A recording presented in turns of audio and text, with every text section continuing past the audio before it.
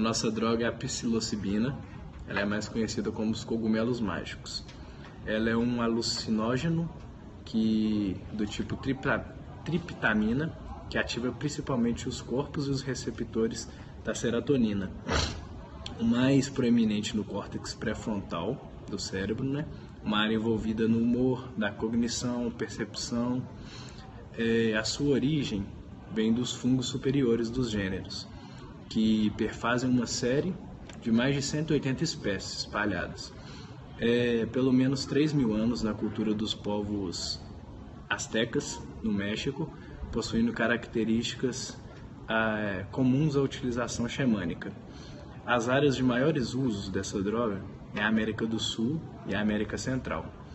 O perfil desses usuários são os hippies. Antigamente, nos movimentos hippies, como o LSD era um pouco mais difícil, né, de se encontrar, uma droga mais cara, eles entravam com o cogumelo mágico, ou como pó, podia fazer em cápsulas, ou sublingual, o pó mesmo sem cápsula, podia fazer chá, que era bastante utilizado em vários movimentos, religiões, né, seitas.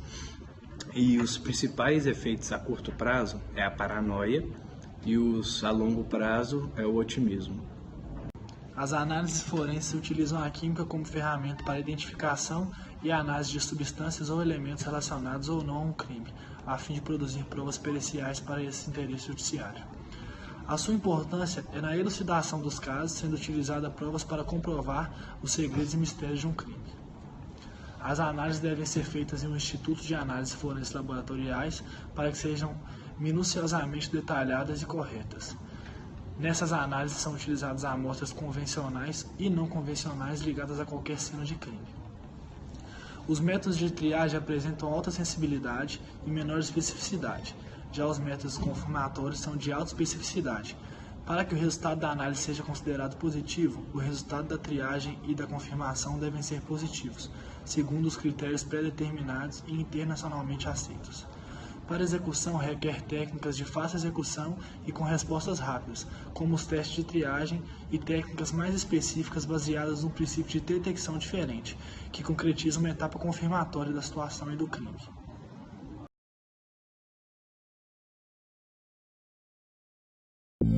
Drogas alucinógenas são substâncias que abalam diretamente o funcionamento do sistema nervoso central, causando diversas alterações nos sentidos sensoriais, fazendo com que o indivíduo tenha alucinações e delírios com ideias falsas que o mesmo acredita plenamente que são reais.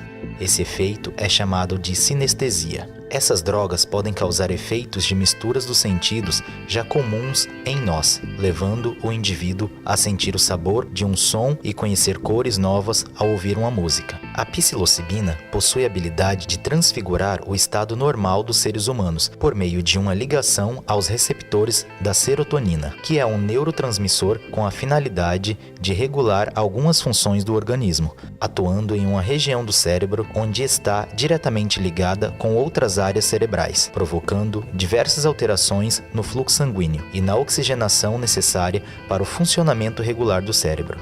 Os efeitos causados por essas substâncias geralmente ocorrem no prazo de 30 minutos após o uso e com duração de 4 a 6 horas, sendo esta ingerida na maioria das vezes por meio de chás de cogumelos. As reações são chamadas de experiências superintensas e, em muitos casos, seu efeito é comparado à sensação de um nascimento de um filho.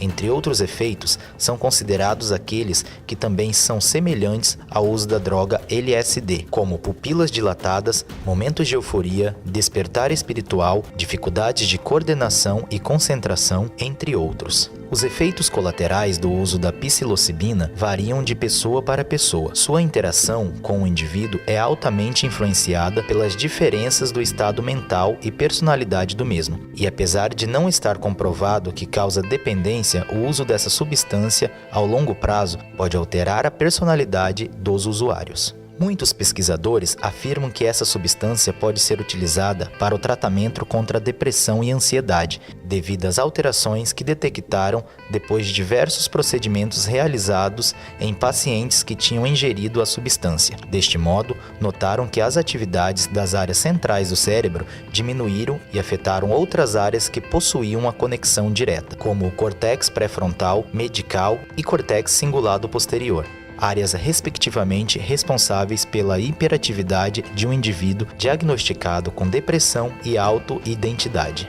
Devido à semelhança da psilocibina com alguns fármacos neurotransmissores, como a dopamina, noradrenalina e principalmente com a serotonina, que se ligam aos mesmos receptores para desenvolver a sua ação, acredita-se que essas determinadas alterações apresentadas são respostas da ativação dos receptores por adição dessa substância química no organismo. Desta forma, muitos pesquisadores asseguram que a psilocibina é uma excelente alternativa para o tratamento destas doenças.